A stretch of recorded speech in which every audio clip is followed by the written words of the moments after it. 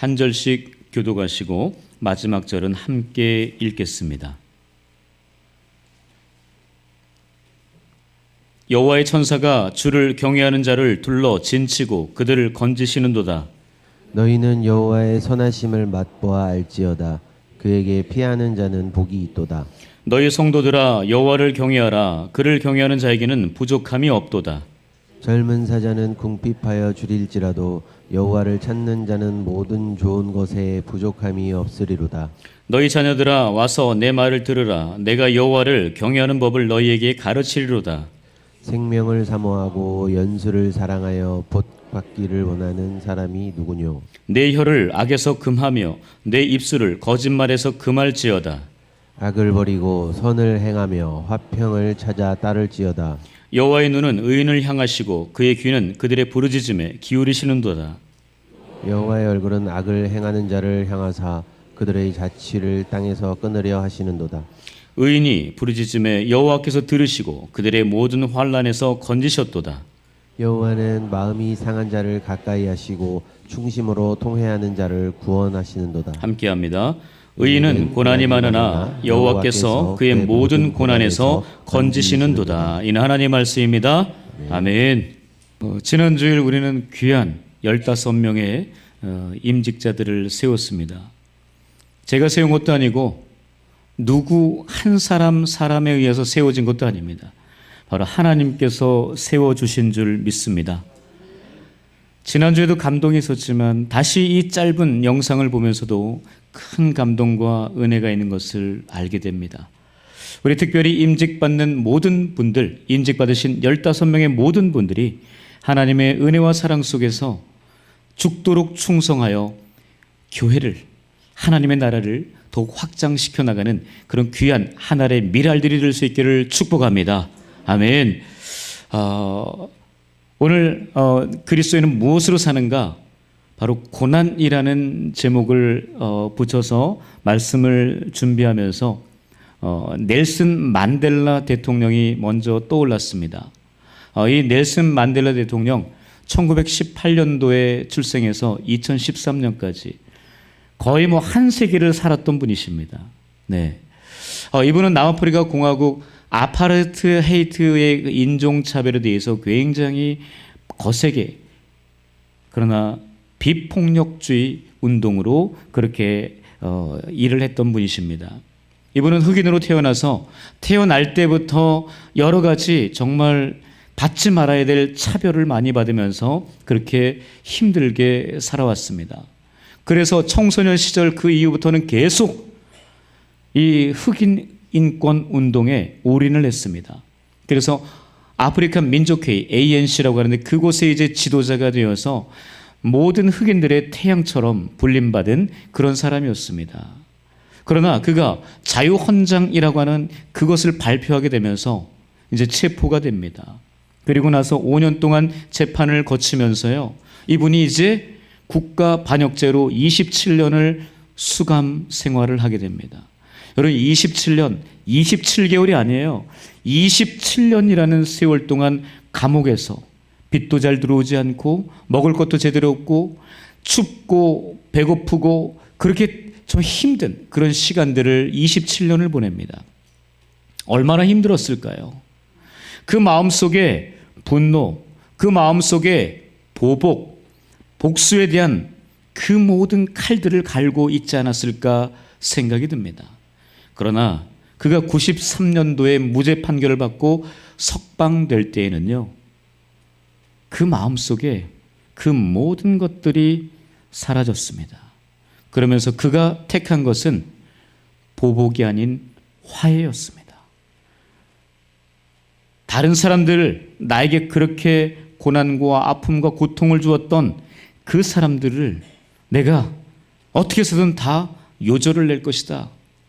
배로 갚아줄 거다. 이렇게 생각하지 않고 그들을 용서하고 그들을 품고 사랑하기로 결정합니다. 그로 인해서 그가 노벨 평화상이라고 하는 정말 거대한 상을 받게 됩니다. 그리고 남아프리카 공화국 최초로 흑인 대통령이 뽑히게 됩니다. 참 놀라운 그런 일들을 감당한 사람이었습니다. 그런데 그가 이런 이야기를 합니다. 용기가 뭐냐? 용기는 두려움을 느끼고도 계속 나아가는 것이라고 이야기합니다. 얼마나 두려웠을까요? 본인이 27년 동안 그 감옥 생활하면서 언제 죽을지 모르는 그런 상황 가운데 있으면서 여러분 두려움이 없는 게 아니에요. 용기는요 두려움이 없는 상태가 아닙니다. 두려움이 반드시 있어요. 여호수아도 그랬고 모세도 그랬고 다윗도 그랬고 다 두려움이 있습니다. 그러나 두려움이 그를 완전히 함몰시키는 것이 아니라 그 두려움을 느끼면서도 계속 포기하지 않고 전진해 한 걸음 한 걸음 나아가는 겁니다. 이게 진짜 용기라는 거죠. 여러분 두려움 느끼지 않는 사람은 없어요. 물론 두려움 느끼지 않는 그런 AI 인간 같은 경우 있습니다. 로봇 두려움 느끼지 않아요. 그냥 가는 겁니다. 그러나 인간은 그러지 않습니다. 하나님께서 특별한 두려움을 허락하셨어요. 하나님을 바라볼 때도 두려움을 느끼게 합니다. 그걸 우리는 경외라고 이야기하죠. 여러분 그런 인간에게 기본적으로 가지고 있는 그 두려움이 다 있거든요. 그러나 거기에 또 하나님이 용기라는 것을 허락하셨어요. 이 지금 넬슨 만델라 대통령도 그 마음에 두려움이 있고 용기가 공존하고 있었습니다. 그러면서 그 두려움을 다 넘어서서 앞으로 나아갈 수 있는 용기가 더 많았다는 거죠. 그가 감옥을 나오면서 이런 얘기하는 겁니다. 자, 함께 읽어볼까요? 자, 시작. 내가 감옥문을 나설 때 미움까지 붙들고 나갔다면 나는 여전히 감옥에 갇힌 사람이다. 여러분 너무나 멋진 말 아니에요? 27년 있으면서 얼마나 힘들었을까요? 얼마나 고통스러웠을까요? 무죄로 판명나서 풀려나기 전까지 얼마나 그 마음 가운데 배신감, 여러 가지 그런 보복을 하려고 하는 그 마음이 있지 않았을까 생각됩니다. 그러나 그가 내가 이 지금 감옥문을 나서면서 그 가지고 있는 보복, 복수, 이런 미움의 감정까지 가지고 나간다면 나는 진짜 자유인이 될 수 없다. 나도 똑같은 사람이 되고 만다. 그래서 이 모든 것들을 다 감옥에 놓고 나가는 겁니다. 자, 이런 너무나 멋진 사람이 어디 있을까요? 여러분 우리들은 어떻습니까? 여러분들에게 고난을 주는 그 사람, 여러분 그 사람이라고 표현하기 싫죠. 여러분의 아픔을 주고 슬픔을 주고 눈물을 주었던 그 못된 인간. 여러분 그런 사람들에게 어떻게 대하십니까? 용서는 하셨습니까? 용서는 했는데 다시는 얼굴 보지 말자. 내가 용서해 줄게. 다시는 얼굴 보지 말고 나 너 용납은 안 된다. 여러분 그렇게 살아가고 있는 거 아니었어요? 여러분 우리가 50평생, 60, 70평생 살아오면서 나에게 고난과 아픔을 준 그 사람 여러분 어떻게 하시겠습니까? 여러분 보복은 내 거 아니에요. 성경이 분명히 이야기하고 있습니다. 보복은 하나님의 것이라고, 복수는 하나님의 것이라고.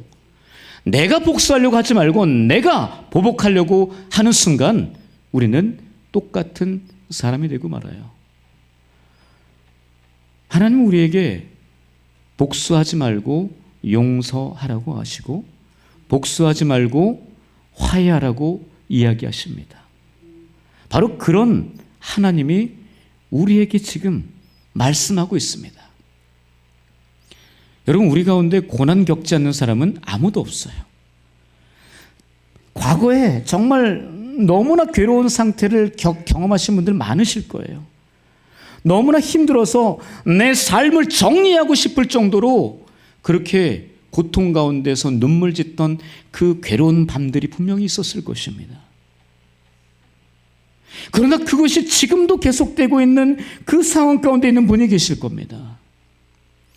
여러분 그 가운데에서 과연 내가 어떻게 해야 될 것인가? 내가 어떻게 살아내야 될 것인가?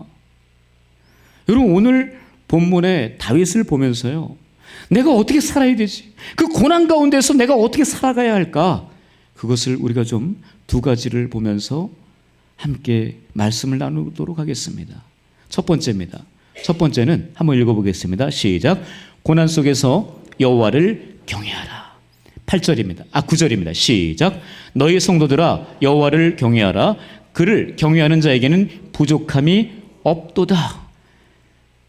다윗이 이 지금 우리에게 권면하고 있는 것은요, 여호와 하나님을 경외하래요. 여호와 하나님을 바라보래요. 여호와 하나님을 경배하라고 이야기합니다. 여호와 하나님을 찬양하라고 이야기해요. 여러분, 경외하는 것은 여러 가지 방법이 있습니다. 그 경외하는 방법 중에 여러분, 하나님 앞에 예배하는 이것이 얼마나 중요한 것인지 모릅니다. 왜요? 하나님을 만나는 시간이거든요. 하나님 알 수 있는 시간이거든요. 하나님께서 나에게 말씀하는 시간이거든요. 그 시간을 너무나 소중하게 생각하는 것, 바로 그것이 경외하는 마음이에요. 여러분, 이 다윗은요, 하나님을 찬양하는 사람이었습니다. 수금을 튕기면서요, 그렇게 사울의 악신을 떠나보낸 그런 대단한 음악가였습니다. 그는 그 어릴 적에 그렇게 양떼들을 몰고 다니면서 하나님과 교제하면서 하나님을 찬양하면서 정말 그 사자와 곰과 싸우면서도 늘 하나님과 함께했던, 늘 하나님의 영광을 찬양했던 사람이에요. 여러분, 그 모습이요, 본인이 지금 위기, 고난 가운데 빠졌을 때에도 그것을 놓치지 않았다는 겁니다. 하나님을 경외하는 것을 놓치지 않았어요. 하나님 찬양하는 것, 하나님 예배하는 것, 하나님과 소통하는 것을 놓치지 않았어요. 그래서 다윗이 위대하다고, 하나님 마음에 합한 자라고 이야기하는 것입니다. 여러분, 오늘 본문 1절, 2절 보세요.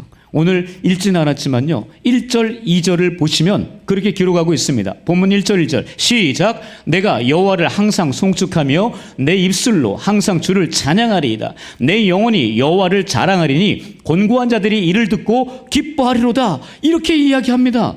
다윗은요, 항상 찬양했다고 이야기합니다. 항상 하나님을 송축했다고 이야기해요. 내 마음이 힘들든지, 내 마음이 괴롭든지, 내 마음이 슬프든지, 내 마음이 즐거워하든지 그 가운데 항상 하나님을 찬양하는 것을 그는 놓치지 않았어요. 여러분, 그게 바로 다윗이었습니다. 다윗이 위대한 것은 바로 이런 부분이에요. 어떤 상황 가운데서도 하나님을 경외하는 것을 결코 잊어먹지 않았다는 거죠. 여러분, 다윗의 이 아름다운 이 모습, 여러분, 결코 쉬운 일은 아니거든요. 여러분, 우리는 의인하면 또 욥을 잘 압니다. 그러나 욥하면 또 고난이라고 하는 단어를 떠올리게 됩니다. 여러분, 근데 그 욥의 특징을 우리는 잘 알고 있어요. 욥은 어떤 사람이었습니까? 온전하여 정직하고 하나님을 경외하고 악에서 떠난 자라고 이야기합니다. 그래서 온전경악이에요. 욥은요, 그런 사람이었어요. 하나님 앞에서 온전했습니다. 하나님의 정직했어요. 하나님을 경외했습니다. 악에서 떠난 자의 모습을 늘 그는 가지고 있었어요. 이런 욥이 하나님의 자랑거리였거든요. 사단에게도 자랑할 만큼 욥을 인정했습니다. 하나님께서요. 그 욥을 인정한 하나님께서 사단에게, 야, 너 네 마음대로 해봐라, 맡깁니다. 그래서 사단이 한 짓이 뭐예요? 하루아침에 동방에서 가장 부자였던 이 욥이 몽땅 다 재산을 잃어버려, 종들도 다 잃어버리고 정말 거지가 됩니다. 아니, 거기에다가 가장 슬픈 그거, 여러분, 부모가 자식을 먼저 보내는 거 가장 슬프잖아요. 그 경험을 하는 거, 모든 자식을 다 잃어버려요. 참 비참하죠. 여러분, 그런 가운데 또 몸에 악창이 나서 종기가 나서 기왓장으로 박박 긁어야 되는 그런 상황까지 가게 됩니다. 여러분, 얼마나 힘들었어요. 재산 다 날아갔죠. 자녀들 다 잃어버렸죠. 자기 육신까지 지금 그 고통 가운데 빠져 있습니다. 그런데 가장 친밀한 자기의 아내마저 뭐라 그래요? 야, 네가 믿는 하나님 욕하고 너 죽어버려라. 이렇게 저주합니다. 얼마나 힘들었을까요? 게다가 여러분, 어때요? 친구들이 그렇게 왔는데 엘리바스, 소발, 이런 친구들이 와가지고 뭐라 그래요? 야, 너 잘못했으니까 하나님이 그렇게 너 치는 거야. 인간적인 인과응보 제대로 알지도 못하면서 그렇게 이야기합니다. 얼마나 속이 힘들었을까요? 그런 욥, 그런 고난 가운데에서 그가 욥기 23장 10절에서 뭐라 그래요? 한번 읽어볼까요? 시작. 그러나 내가 가는 길을 그가 아시나니 그가 나를 단련하신 후에는 내가 순금같이 되어 나오리라. 여러분, 이런 고백을 어떻게 할 수 있을까요? 이 고백은요, 모든 것이 다 끝난 다음에 한 고백이 아니에요. 지금 그 중간에 그렇게 고통 가운데 아파하고 친구들이 정죄하고 네가 잘못해서 그런 거지, 너 죄졌지, 우리가 모르는 죄 지은 거 아니야? 이러면서 그렇게 외면하고 고통을 더 그 고통에 그 상처에 소금 뿌릴 때 저 고백을 하는 거예요. 정말 너무나 위대하지 않습니까?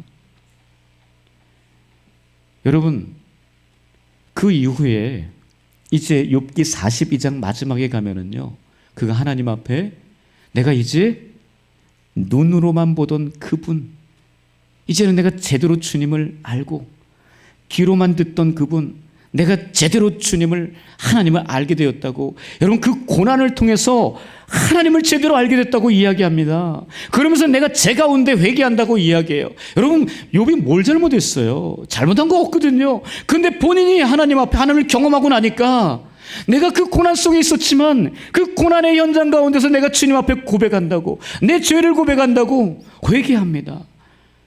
여러분, 이게 쉬운 일인가요? 그랬더니 하나님께서 어떻게 하십니까? 모든 것들을 딱 2배, 재산, 자녀들 딱 2배로 돌려주셨어요. 여러분, 우리 인생 새드 엔딩으로 끝나지 않습니다.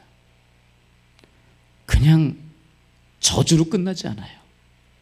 폭삭망한 그걸로 끝나지 않습니다. 분명히 하나님은 우리 인생을 해피엔딩으로 만들어 가십니다. 여러분, 그것을 인정하셔야 됩니다. 그것을 볼 수 있어야 돼요. 그것을 따라갈 수 있어야 되고요. 끝까지 그래서 하나님을 경외할 수 있어야 됩니다. 어떤 상황 가운데든지 간에 하나님을 경외하지 않으면요, 그런 축복은 없어요. 여러분, 그래서 뭐라 그래요? 고난은 변장하고 찾아오는 축복이라는 이야기를 하지 않습니까? 고난은요, 변장하고 찾아오는 축복의 선물이에요. 그것을 내가 느끼려면, 내가 알려면, 그걸 누리려면은요, 그 고난 가운데서 하나님을 날마다 경험하고 또한 경외하고 하나님을 의지하고 하나님만을 바라봐야 됩니다. 여러분, 이것이 우리에게 너무나 중요한 메시지로 다윗이 지금 이야기하는 거예요. 하나님을 경외하라고. 어떤 상황 속에서도 하나님을 놓치지 말라고 이야기합니다. 고난은 우리를 고통스럽게 만들어가요. 고난은 우리를 괴롭게 만들어갑니다. 그러나 그 가운데서 놓치지 말아야 될 것은 오직 하나님을 경외하는 우리의 믿음인 줄 믿습니다. 여러분, 2번째로 가보겠습니다. 2번째, 다윗이 우리에게 알려주는 고난 속에서 어떻게 생활해야 되는가, 어떻게 살아가야 하는가. 자, 2번째, 시작. 고난 속에서 여호와께 부르짖으라. 고난 속에서 여호와께 부르짖으라 라고 분명하게 이야기하고 있습니다. 자, 15절과 17절이에요. 함께 읽겠습니다. 시작. 여호와의 눈은 의인을 향하시고 그의 귀는 그들의 부르짖음에 기울이시는도다. 의인이 부르짖음에 여호와께서 들으시고 그들의 모든 환난에서 건지셨도다. 여러분, 시편 34편은요, 그 표제어를 보시면 알겠지만 이 다윗이 블레셋 왕 아기스, 아비멜렉이라고 얘기하는데 그건 왕을 통칭해서 이야기하는 거고요. 블레셋 왕 아기스 앞에서 미친 척하고 난 다음에 나와서 쓴 시입니다. 여러분, 그 고난 한가운데서, 여러분, 그 고통 속에서 쓴 시예요. 그런데 그가 뭐라고 고백했어요? 아까 하나님을 찬양하고 내가 하나님을 항상 경외한다고 이야기하고 있고, 내가 그분에게 내 모든 것을 토해내서 그분에게 부르짖겠다라고 이야기합니다. 여러분, 이 다윗은요, 어마어마한 고통을 겪었어요. 여러분 잘 알고 있지만 사울 왕과 다윗의 관계는 어떤 관계예요? 장인과 사위의 관계입니다. 우리 최태성 집사님 그 사위한테 잘하셔야 돼요. 네. 장인과 사위의 관계예요. 그러나 이 장인 사울 왕이 다윗을 시기하고 질투하잖아요. 왜요? 백성들이 다윗은 만만이요, 사울은 천천히요, 이러니까 마음이 너무 힘든 거예요. 다윗이 계속 승리합니다. 승승장구해요. 사람들이, 백성들이 다윗을 너무 좋아하는 거예요. 거기에 근데 그러니까 미움과 시기와 질투가 들어가 버려요. 그러다 보니까 내가 다윗을 꼭 죽여야 돼. 이거는 사위, 이건 친족 관계가 이건 아니에요. 그걸 떠나서 내가 나의 대적 원수로 삼고 죽여야 되겠다, 이렇게 생각하면서 창 던지고 계속 쫓아다니잖아요. 여러분, 다윗이 그 도망자 생활을 몇 년 동안 했다고 생각하세요? 어느 정도 했을까요? 1년? 2년? 3년? 10년 이상 했어요. 여러분 생각해 보세요. 도망자 생활 10년 이상 하면요 거의 피말라 죽지 않습니까? 못 견뎌요. 사울이 늘 자기 군대들을 끌고 다니면서 계속 다윗을 추적하잖아요. 그런 상황 가운데서 어떻게 살겠냐고요. 그런데 그가 살 수 있었던 것은요, 하나님을 붙들고 있었기 때문이에요. 하나님을 경외하고 있었고요, 하나님께 부르짖었기 때문에 그가 살아남을 수 있었던 거예요. 가드왕 그 아기스 앞에서 침을 질질 흘리면서 그렇게 미친 척했던 그것은요, 하나님이 그에게 그런 지혜를 줬기 때문이죠. 그 위기 가운데서 그 아들람 굴 속에 살면서도, 여러 그 마온 광야, 여러 그 광야길을 헤매면서도, 방황하면서도 하나님께서 늘 자신을 붙들고 있고 나는 하나님과 함께하고 있다라고는 하는 그 믿음을 갖고 있었기 때문에 그는 결코 하나님 손에서 벗어나는 인생이 아니었다는 겁니다. 여러분, 시편 23편은요 그가 고통 가운데 광야 한가운데 있을 때 쓴 시예요. 즐겁고 행복하고 모든 일이 다 끝난 상태에서 쓴 게 아니거든요. 그러나 잘 보세요. 여호와는 나의 목자시니 내게 부족함이 없으리라. 아니 이게 어떻게 그럴 수 있어요. 지금 부족함 투성이거든요. 지금 쫓기고 있는 상황이고 언제 죽을지 모르는 상황이고 먹을 것도 없고 잠잘 것도 없고, 여러분 그런 상황 가운데 여호와는 나의 목자시니 내게 부족함이 없다라고 어떻게 이야기하냐고요. 여러분 아까 우리가 봤지만 여호와를 경외하는 자들은 부족함이 없다라고 그렇게 아까 봤어요. 여러분 그런 부족함이 없는 인생은요 정말 부족함이 없어서 그렇게 이야기하는 게 아니거든요. 믿음으로 고백하는 겁니다. 하나님을 경외하고 있고 하나님께 부르짖는 사람은요 그런 고백을 하는 거예요. 고난 속에서, 눈물 속에서, 아픔 속에서, 그 환난과 그 고통 가운데서 하나님께 고백합니다. 여호와는 목자시니 내게 부족함이 없습니다. 여러분 얼마나 그 고백 들으면서 하나님이 좋아하셨을까요? 여러분 하나님이 좋아하는 고백할 수 있기를 축복합니다. 여러분 우리 인생 푸른 풀밭 쉴만한 물가만 있는 거 아니거든요. 다윗은 분명히 알았습니다.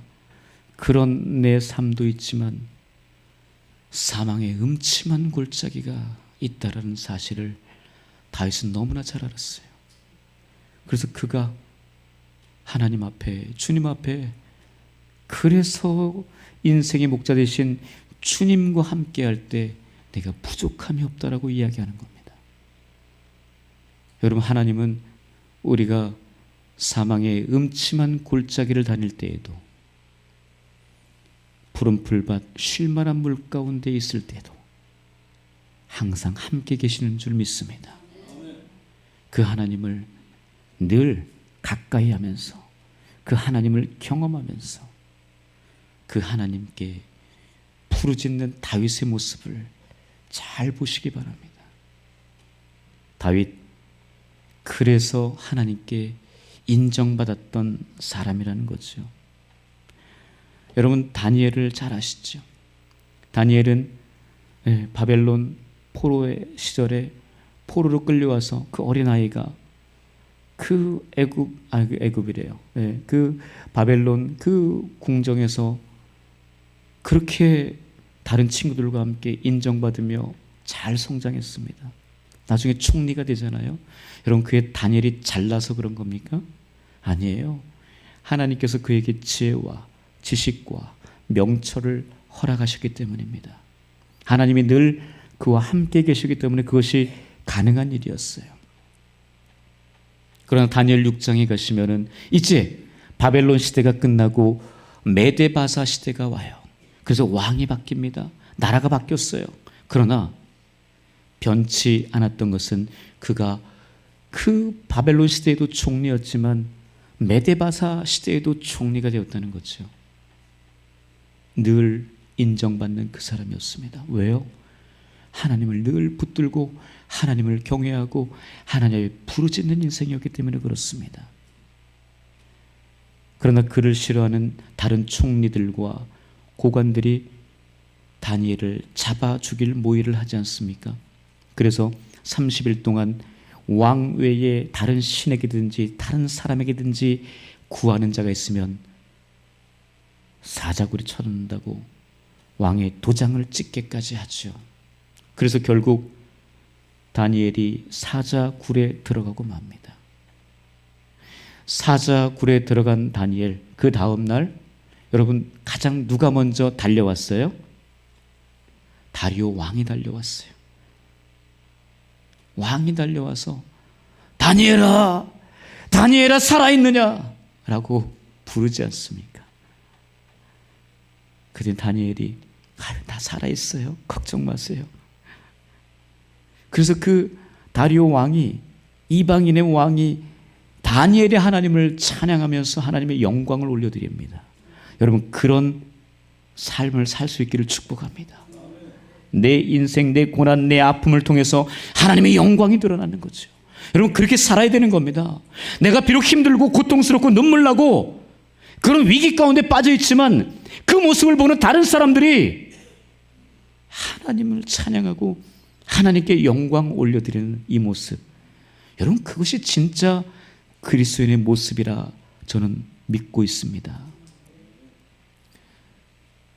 여러분 이 다니엘 그렇게 하나님 앞에 왕의 도장이 찍힌 것을 알고도 예루살렘을 향해 창문을 열고 무릎을 꿇고 하나님 앞에 하루 3번씩 전에 하던 대로 감사하며 기도했더라.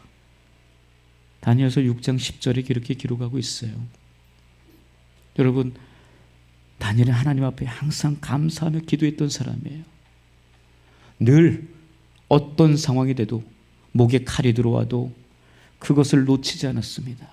다윗 고난 가운데 있을 때에도 늘 하나님 앞에 그 모든 것들을 다 아뢰었던 그런 사람이었습니다.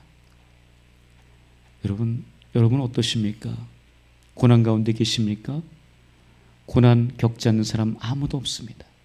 여러분 그 가운데 하나님을 온전하게 경외할 수 있기를 축복합니다. 또한 하나님 앞에 계속 하나님과 소통하면서 부르짖을 수 있기를 축복합니다. 하나님은 분명히 그 우리의 모든 부르짖음에 신실하게 응답하시고 분명하게 건져 주실 줄 믿습니다. 오늘 본문의 마지막 19절에 이렇게 기록하고 있습니다. 한번 읽겠습니다. 시작. 의인은 고난이 많으나 여호와께서 그 모든 고난에서 건지시는도다. 여러분 뭔가 잘못된 거 아니에요? 아니 왜 의인이 고난이 많아야 돼요? 아니 의인이면은 고난이 아니라 더 즐겁고 더 행복하고 더 좋아야 되는 거 아니에요? 근데 의인은 고난이 많대요. 여러분 고난 많으십니까? 여러분 의인이십니다. 하나님께서 인정하시는 분들이세요. 여러분 그것을 기뻐하십시오. 그것을 즐거워하세요. 사람들이 인정하는 의인이 아니라 하나님께서 인정하는 의인이 되시기를 축복합니다. 근데 고난이 많대요. 예수님도 그러셨습니다. 고난 많으셨어요. 여러분, 예수님 생각하면 눈물 나십니까? 여러분, 눈물 나셔야 돼요. 예수님의 고난을 이야기하고 생각해도 아무 느낌이 없다면요, 여러분, 뭔가 메말라가고 있는 겁니다. 예수님을 생각하면, 이 십자가를 바라보면 마음에 감동이 있어야 돼요. 그것이 바로 하나님을 경외하는 사람의 모습이고, 주님 앞에 간절하게 부르짖는 자의 모습이라는 사실을 잘 기억하시고, 그러나 아까 말씀드렸죠, 여러분, 우리 인생 새드 인생으로 끝나지 않습니다. 해피엔딩으로 끝나니까요, 여러분, 그거 잊지 마세요. 분명히 그 모든 고난에서 하나님께서 건져주십니다. 여러분, 지금 힘드십니까? 직장과 사업장에서, 직장에서 언제 잘릴지 모르고, 사업장 언제 문 닫을지 모르고, 내가 언제 이 사업장을 문 닫고 또 다른 것을 해야 될지, 여러분, 자녀들 보면서, 또 부모님들 보면서, 내 아내, 내 남편 보면서, 여러분, 그러나 중요한 것은요, 하나님께서 그 모든 고난에서 건져주신다는 사실, 여러분, 그것을 잊지 않기를 축복합니다. 여러분, 그래서 고난이 아까 말씀드린 대로 변장하고 찾아오는 축복이라는 것을 누리셔야 돼요. 그냥 어디 써있는 문구네, 목사님 말씀하신 말씀이네, 이걸로 끝나면 안 돼요. 그것이 내 삶에 나타나고 그것이 내 삶에 뿌리 내릴 수 있도록 만들어 가셔야 됩니다. 하나님, 그 고난이 변장되어 찾아오는 축복이 되게 하여 주십시오. 나에게도 축복이 되게 하여 주옵소서. 그래서 하나님 앞에 온전한 영광을 올려드리는, 하나님을 경외하는 삶, 하나님께 기도하는 자가 되게 하여 주옵소서라고 기도하십시오. 여러분, 우리 그렇게 많이 기도해요. 하나님, 이 고난 겪지 않게 해주십시오. 이 고난 피하게 해주십시오. 여러분, 그렇게 기도하지 않았습니까? 저도 옛날에 그런 기도 많이 했어요. 하나님, 왜 이렇게 나를 고난이 이게 지금 오게 하시냐고, 나 고난 겪지 않게 해달라고, 나 피하게 해달라고, 그런 기도 많이 했습니다. 그러나 하나님께서 원하시는 기도의 모습, 진짜 기도의 모습은 뭘까요? 하나님, 이 고난 견딜 수 있는 능력을 주십시오. 하나님, 이 고난을 겪을 때 버틸 수 있는 인내력을 주십시오. 믿음을 주십시오. 말씀을 주십시오. 여러분, 이런 기도를 하나님이 기뻐하지 않겠습니까? 여러분, 그러셔야 돼요. 이 고난 피하게 해달라고, 나 못 견디겠다고, 나 포기할 거라고, 하나님이 이런 거 좋아하지 않으세요. 이 고난 이기게 해달라고, 이 고난 버티게 해달라고. 여러분, 이것이 진정한 그리스도인의 모습이라 저는 믿습니다. 사랑하는 운양교회 성도 여러분, 고난이 없는 사람 아무도 없습니다.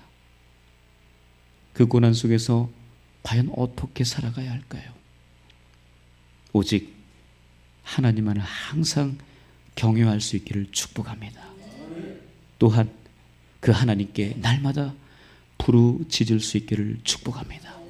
그러면 반드시 우리에게 찾아오는 모든 고난은 변장된 축복이라는 사실을 분명하게 알게 되고 그것을 받아 누리게 될 줄 믿습니다. 기도하겠습니다. 하나님, 감사합니다. 하나님께서 우리를 사랑하심으로 하나님, 우리가 하나님의 은혜 안에, 하나님의 축복 안에 살고 있습니다. 하나님, 그러나 우리는 고난 속에서 헤맬 때가 너무나 많습니다. 하나님, 그러나 그 고난이 변장하고 찾아오는 축복의 선물로 되기 위해서 다시 한번 하나님 앞에 온전히 경외하게 하시고, 또한 하나님 앞에 간절하게 부르짖는 다윗과 같은 우리들이 되게 하여 주옵소서. 감사하며 예수님의 이름으로 기도합니다. 아멘.